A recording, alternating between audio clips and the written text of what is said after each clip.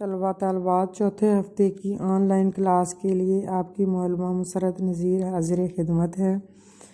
آج کی نظم کا عنوان ہے ابو بن ادم۔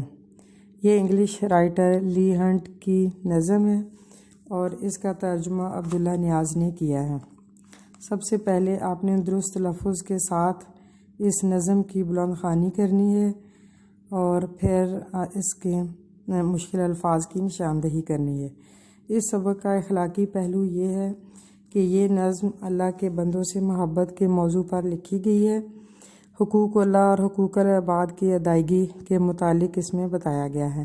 حقوق اللہ یعنی اللہ تعالیٰ کی اطاعت و فرما برداری کرنا اور اللہ کی رضا میں راضی ہونا، اور حقوق العباد اللہ کی مخلوق سے محبت کر کے اللہ کی رضا حاصل کرنا۔ اللہ کے نیک بندے اللہ کی رضا حاصل کرنے کے لیے نیک اعمال کرتے ہیں۔ ہمارے پیارے نبی صلی اللہ علیہ وآلہ وسلم نے خطبہ حجۃ الوداع کے موقع پر بھی فرمایا، اے اللہ کے بندو، میں تمہیں تقوی اختیار کرنے کی وصیت کرتا ہوں اور نیک کام کرنے پر زور دیتا ہوں۔ اگر ہم ہدایت الہی حاصل کرنا چاہتے ہیں تو اس کا صرف واحد ذریعہ قرآن مجید اور سنت نبوی ہے۔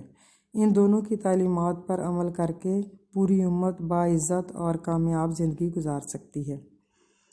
دوسرے دن کا کام ہمارا ہے کہ سوال نمبر 1 کے تمام اجزاء پر زبانی تبادلہ خیال کرنا ہے، اور پھر اس کے بعد مشکل الفاظ ہیں، یہ میں نے یہاں پہ تحریر کیے ہیں، جیسے خواب شیری، اس کا مطلب ہے کہ میٹھا خواب۔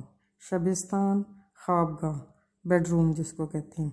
سمن پوش، چنبیلی کے پھول اگے ہوئے۔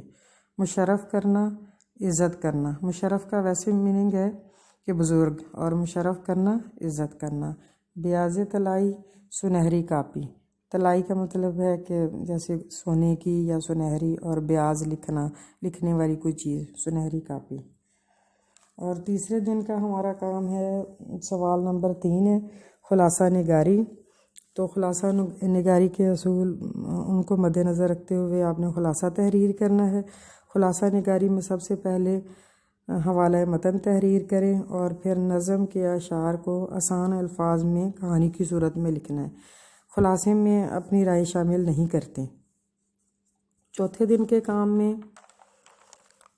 الفاظ کو جملوں میں استعمال کرنا ہے۔ یہ ہم روزمرہ کی اپنی ڈیلی روٹین میں جو کلاس ہو رہی ہے اس میں آپ کی رہنمائی کر دوں گی۔ ویسے یہ الفاظ ہے خواب شیری یعنی کہ میٹھا خواب، در و دیوار اور دروازے، قلم بند تحریر کرنا، خلق خدا، اللہ تعالیٰ کی مخلوق، رخصت، چھٹی، شادمان، خوش۔ ان الفاظ اور مرکبات کو آپ نے جملوں میں استعمال کرنا ہے اور بامعنی جملے بنانے ہیں۔ سوال نمبر 5 ہے، ہم قافیہ الفاظ، اور یہ نظم سے ڈھونڈ کے ان کے ہم قافیہ الفاظ آپ نے لکھنے۔ شب، آسمان، محبت، لایا۔ شب اس طرح کے جیسے سب ملتے جلتے الفاظ، آسمان، مکان، محبت، رحمت، لایا، آیا۔ اور پھر اردو زبان قواعد کے صفحہ نمبر 22 سے یہ خط ہے، آپ کا کوئی دوست کافی عرصے سے بیرون ملک مقیم ہے، اسے خط لکھ کر پاکستانی رسم و رواج سے آگاہ کرنا ہے۔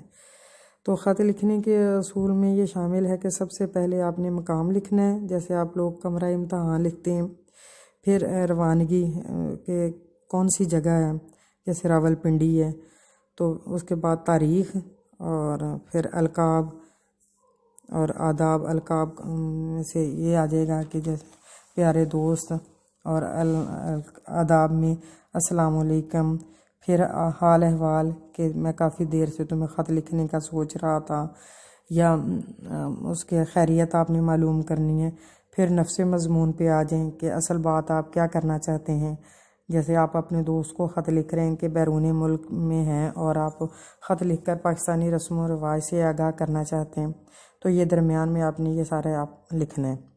پھر اختتامیہ آ جائے گا، خط کو آپ نے وائنڈ اپ کرنا ہے، اور الوداعی کلمات جس میں آپ گھر والوں کو سلام، اور پھر اس کے بعد مکتوب کا نام یعنی کہ لکھیں گے آپ کا فقط آپ کا دوست، اور نیچے آپ اپنا نام لکھ کر ختم کر دیں گے۔